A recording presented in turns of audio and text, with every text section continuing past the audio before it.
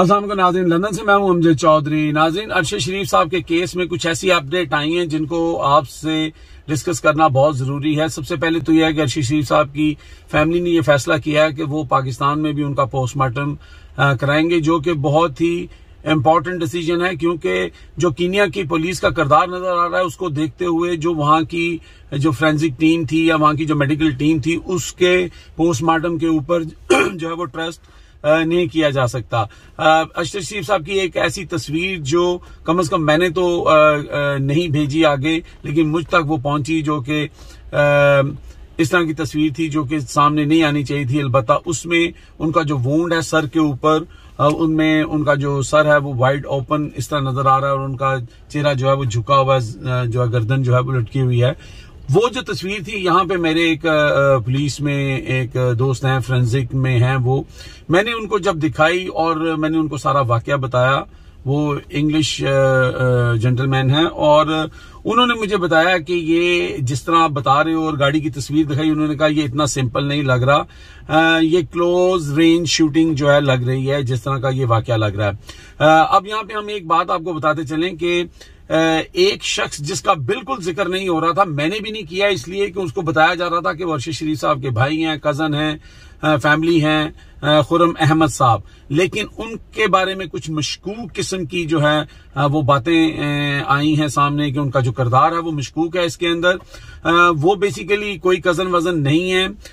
वो उनकी मुलाकात अरशद शरीफ साहब से किस तरह हुई ये तो फैमिली ही बता सकेगी, लेकिन वो जो है वो केनिया के अंदर जो है वो प्रॉपर्टी डीलिंग का काम करते हैं और उनका वो फार्म हाउस था और वहां पे शूटिंग रेंज भी था।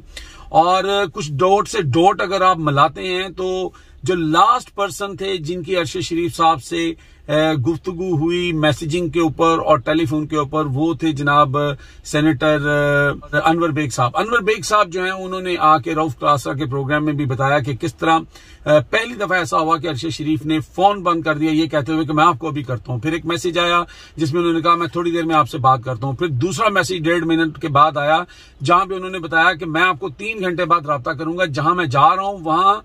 सर्विस नहीं होगी, सिग्नल नहीं होंगे। लेकिन याद रहे कि अरशद शरीफ ने अपना ये जो विजिट था जो केनिया के अंदर, उसको इतना सीक्रेट रखा हुआ था। लोग ये समझते कि वो यूके के अंदर है, वो यूके की सिम इस्तेमाल कर रहे थे,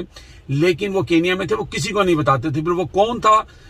जिसको ये पता लगा और कैसे पता लगा कि वो केनिया में किस फॉर्म पे हैं, और ये जो मासूफ हैं खुर्रम अहमद, इनका इसमें क्या किरदार है कि ये उस वक्त जो रात के तकरीबन 9:30 बजे का अनवर बेग साहब टाइम बताते हैं, तो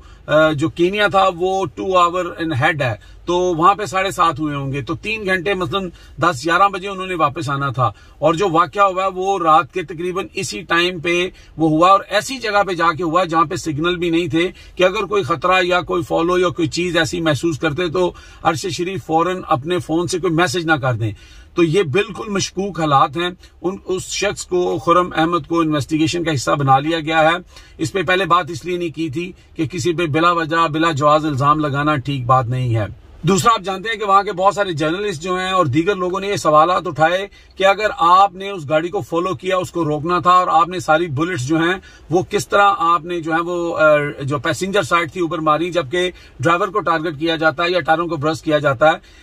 तो अभी तक की जो शकूक और शुबहात जो नजर आ रहे हैं कि जब ये सारा वाकया हुआ उस वक्त वो ड्राइवर कम से कम गाड़ी में मौजूद नहीं था, या तो बहुत लकी था लेकिन वो गाड़ी में मौजूद नहीं था और अरशद शरीफ को टारगेट करके मारा गया और बाद में वो फायरिंग का सारा सिलसिला जो है, जो भी आप कह सकते हैं, शूटिंग वूटिंग की गई। बज़ाहिर मुबैना तौर पर यह लग रहा है। बताया जाता है कि अरशद शरीफ अपने घर से नहीं निकलते थे, उनके पास 1 या 2 शर्ट थी, उसी में वो प्रोग्राम कर रहे थे, लेकिन वो अपने काम पे डटे हुए थे। वो जो जहाद कर रहे थे, वो लोगों को एक्सपोज कर रहे थे। उनका जो लास्ट वीलॉग है उसमें उन्होंने किस किस को एक्सपोज किया और इमरान खान को जो मशवरा दिया, आज इमरान खान ने उस मशवरे पे अमल कर लिया और फ्राइडे को जो है वो लॉन्ग मार्च का ऐलान कर दिया है। और वो एक निडर सहाफी थे। और उसके बाद आपने देखा कि सोशल मीडिया के ऊपर जब लोगों ने उनकी कैरेक्टर एसोसिएशन करने की कोशिश की और उसमें मरियम साहिबा ने जो हिस्सा अपना डाला, उसके बाद लोगों ने जो उनकी हालत की, जो जिल्लत उन्होंने कमाई, वो किसी से ढकी छुपी नहीं है। मैं सिर्फ इतना बताता चलूं आपको कि जब अगर आप ट्विटर हैंडल यूज करते हैं तो जब आप ट्वीट करते हैं, तो मैंने एक ट्वीट किया था कल जो 300 लोगों ने रीट्वीट किया, लेकिन उसमें मेरे जो जो कोर्ट ट्वीट हैं वो सिर्फ 6 थे। तो मरियम साहबा ने जब ये ट्वीट कल किया, गंदगी से भरा हुआ घटिया ट्वीट जब किया, तो उसके बाद जो उनकी रीट्वीट थे वो 3000 से कुछ ज्यादा थे और जो उनके कोर्ट ट्वीट थे वो 12000 से ज्यादा थे। यानी इतना लोगों ने गुस्सा, और उसमें कोई ऐसी बात नहीं थी जो मरियम साहिबा को लोगों ने ना कही हो, लेकिन उसमें सबसे बेहतरीन जुमला ये था किसी का कि मरियम बीबी, जिंदा लोगों से मुकाबला होता है,